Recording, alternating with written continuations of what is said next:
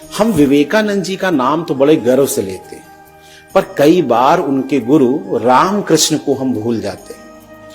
रामकृष्ण के बिना विवेकानंद का अपना कोई अस्तित्व नहीं दिखाई देगा। अस्तित्व का मतलब है व्यक्ति, फिजिकल सेंस की मैं बात नहीं कर रहा हूं, मैं एक आध्यात्मिक स्पिरिचुअल सेंस में कर। रामकृष्ण जो थे वो संत हैं और विवेकानंद क्या है, पंडित हैं, ज्ञानी हैं। तो एक चीज जानो, ज्ञानी और संत होने में अंतर है। ज्ञान जो है बुद्धि का प्रतीक है, इंटेलिजेंस का प्रतीक है, तर्क का प्रतीक है।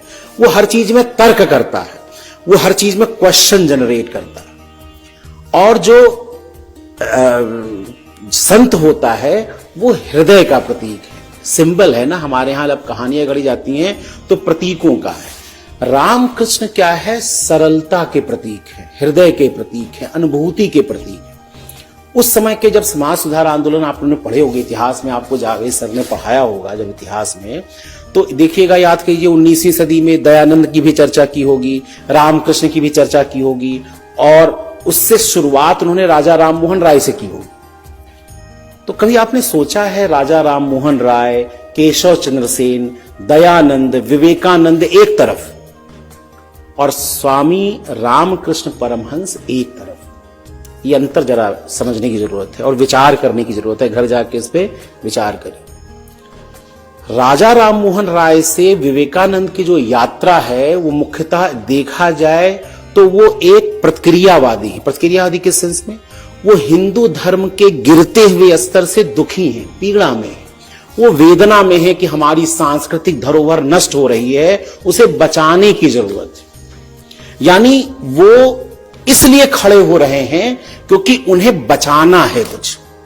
तो वो तर्क की बात करते हैं, वो शास्त्रार्थ की बात करते हैं ना। दयानंद घूम घूम के सबसे क्या करते हैं, शास्त्रार्थ करते हैं। लेकिन जो रामकृष्ण की परंपरा है वो हमने कहा भक्त की, हृदय की, अनुभूति की परंपरा है, संत की परंपरा।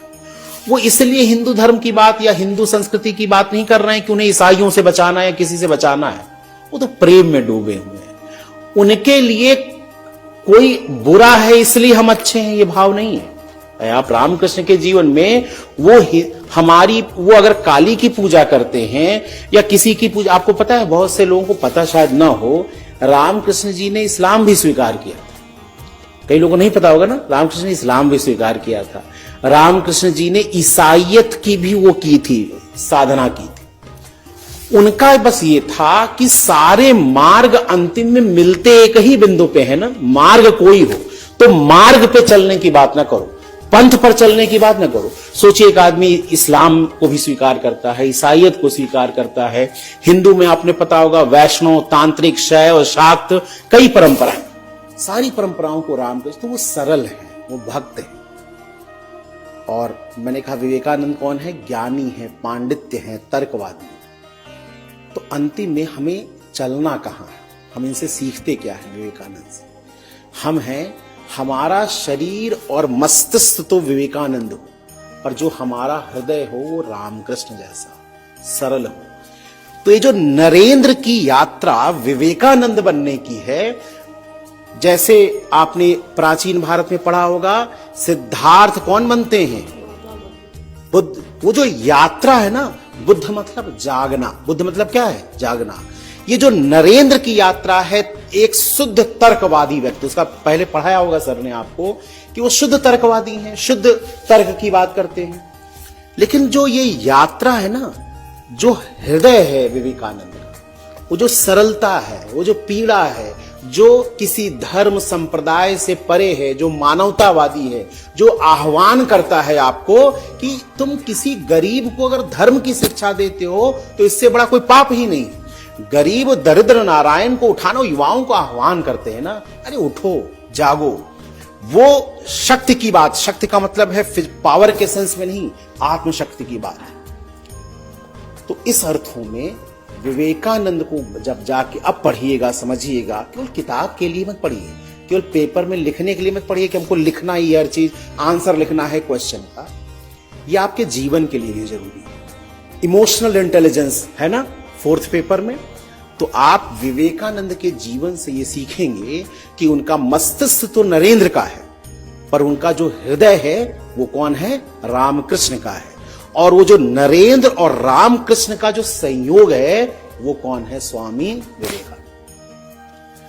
पहली चीज तो हम कई बार इस पर ध्यान नहीं देते। दूसरी चीज, एक सीखने वाली बहुत बड़ी बात है, किताबी बातों से अलग। हम 1893 की बात बार बार नहीं कर रहे हैं कि कैसे उन्होंने वो किया, उसकी भी एक सामाजिक आर्थिक पहलू है।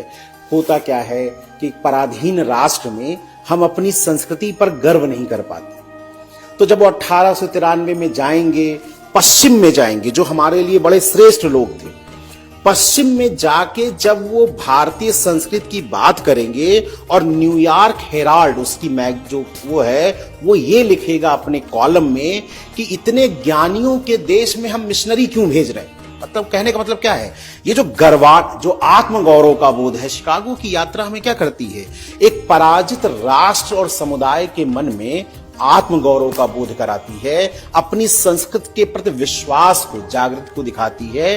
तो इसलिए उस शिकागो यात्रा का किताबों में आज भी आप पढ़ेंगे, कई जगहों पे बड़ा वर्णन है। मैं उसकी बात नहीं कर रहा हूं, वो आपने इतिहास की कक्षाओं में पढ़ा होगा। मैं आपको दूसरी बात बता रहा हूं जो विवेकानंद हमें सिखा गए और शायद हमने ध्यान नहीं दिया। भारतीय जो प्राचीन परंपरा है वो दो मार्गों पर चलती है। टाइम है ना, क्लास मतलब और मुद्दों पर हम लोग बाद में बात करेंगे। पहले जो आपने चूंकि छेड़ा है तो हम लोग बात कर रहे हैं। भारतीय परंपरा में एक है निवृत्त मार्ग और एक है प्रवृत्त मार्ग। सुना है इतिहास में, पहले हो सकता है पढ़ा हो या चर्चा कभी सुनी हो। निवृत्त मार्ग मतलब क्या होता है? जो मानता है जो संसार है वो असत्य है, संसार जो है असत्य है, वास्तविक नहीं है। और जब संसार असत्य है तो संसार यानी माया में हमें इन्वॉल्व नहीं होना है और हमें मुक्त किया, जिसको बुद्ध ने निर्वाण कहा। बुद्ध ने क्या कहा? निर्वाण। मुक्त होना है इन चीजों से, जो भौतिकता है, मटेरियलिज्म है, इससे हमें क्या हो जाना है? मुक्त हो जाना। तो इस जो परंपरा है ये वेदांतों में, उपनिषदों में बढ़ाई गई। आगे चलकर बुद्ध ने, महावीर ने इसी निवृत्त, मैं किसी फिलॉसफी के उसमें नहीं कह रहा हूं, ये जो संसार को अवास्तविक मानना है, उससे मुक्त होना है, उससे अपने आप को अलग करना है, इसने एक वैल्यू सिस्टम, फोर्थ पेपर में पढ़े होंगे, वैल्यू सिस्टम जिसको त्याग कहते हैं। हमारे यहां महान वो नहीं माना जाता जो ज्ञानी है। क्या आपको लगता है भगवान राम से बड़ा प्रतापी राजा नहीं हुआ? विक्रमादित्य हो सकता है ज्यादा प्रतापी हो, चंद्रगुप्त मौर्य ज्यादा प्रतापी हो, पर राम महान इसलिए हैं क्योंकि वो जो हिंदू परंपरा का मूल्य है, जिसको आप त्याग कहते हैं, त्यागना ही महानता का सबसे बड़ा क्या है? प्रतीक। तो इस जो निवृत्त मार्ग है, इसने भारत में एक मूल्य विकसित किया, त्यागना। हर चीज में क्या करो? त्याग करो। और जब आप त्याग करोगे तो आप क्या बनोगे? महान बनोगे। दूसरा था प्रवृत्त मार्ग। याद है आजीवक, चरवाक, नाम सुना था ना? याद करिए उस समय। जो संसार को वास्तविक मानते हैं, रियल मानते हैं। संसार क्या है? रियल है, वास्तविक है।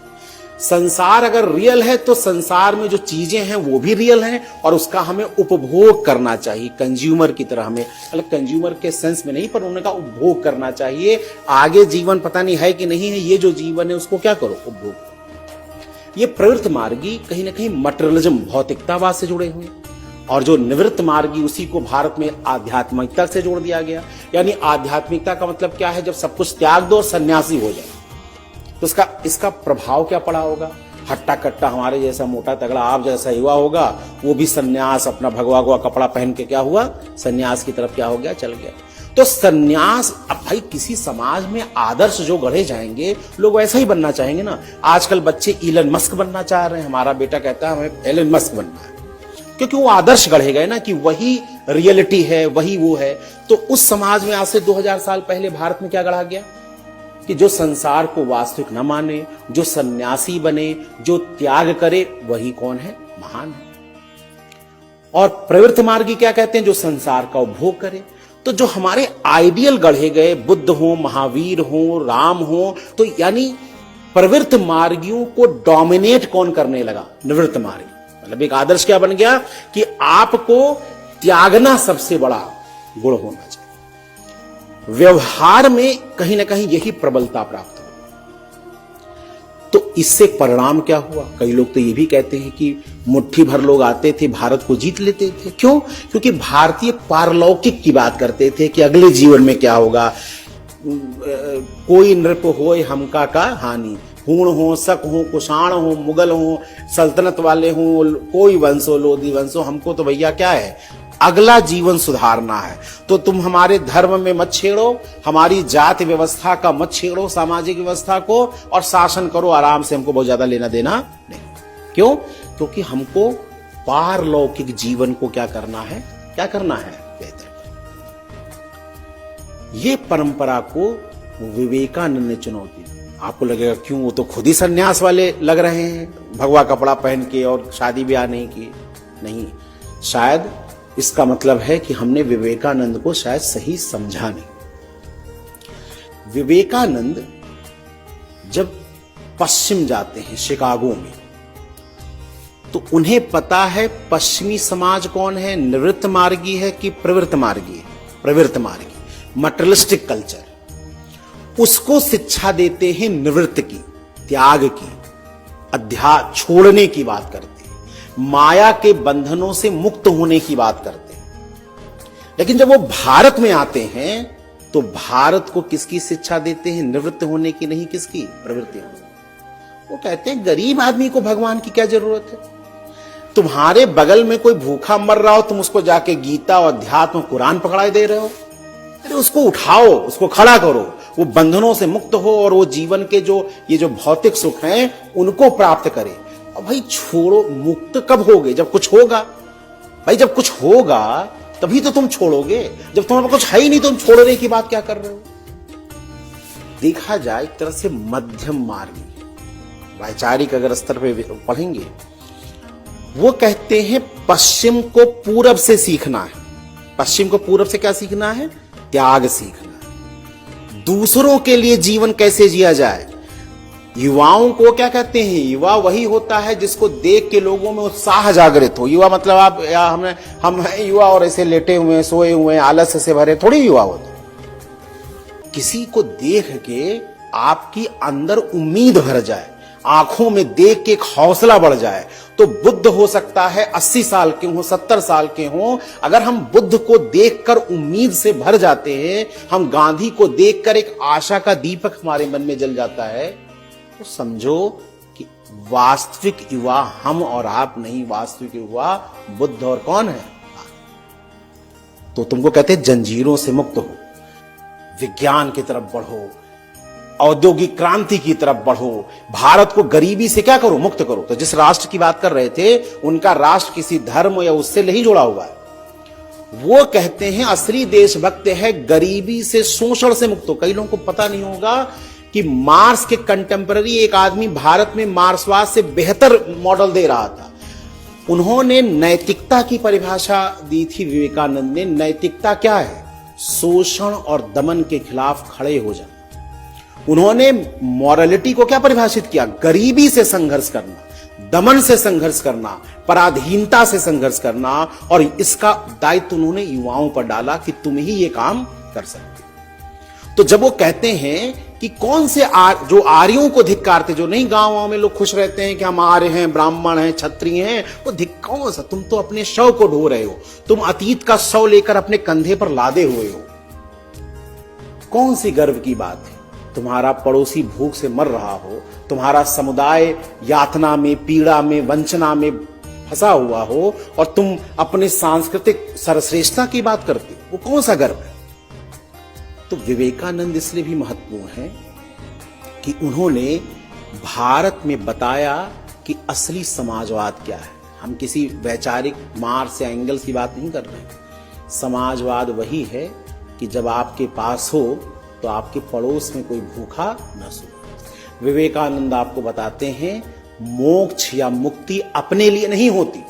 एक बार जब रामकृष्ण से उन्होंने कहा कि मैं भी समाधि लेना चाहता हूं, तो उन्होंने धिक्कारा रामकृष्ण ने कि तुम क्यों समाधि लोगे? तुमको तो मैं वटवृक्ष मानता हूं जो सभी को शांति देगा, सभी को धारणा देगा, स्थान देगा, और तुम अपने मोक्ष के लिए बात कर रहे हो। तो विवेकानंद हमें बताते हैं युवा होने का अर्थ अपने लिए जीना नहीं। अपने लिए मोक्ष का अर्थ यहां क्या है? चरम पर पहुंचना ना, अध्यात्म के इस पर पहुंचना, चरम पर पहुंचना।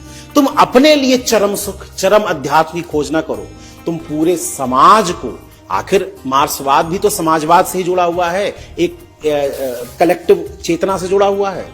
वो कहते हैं समाजवाद से जुड़ने की क्या करो, कोशिश करो। तो हो सकता है शब्द ना यूज किया हो कि समाजवाद है, पर वो जो वैचारिक केंद्र है ना उनका, वो क्या है, वो हमें ही बताती है कि कैसे अपने लिए जीना छोड़कर संपूर्ण समाज की गरीबी, भुखमरी, अशिक्षा, अज्ञानता, इनसे मुक्त करो। और यही वो कहते हैं वास्तविक देशभक्ति।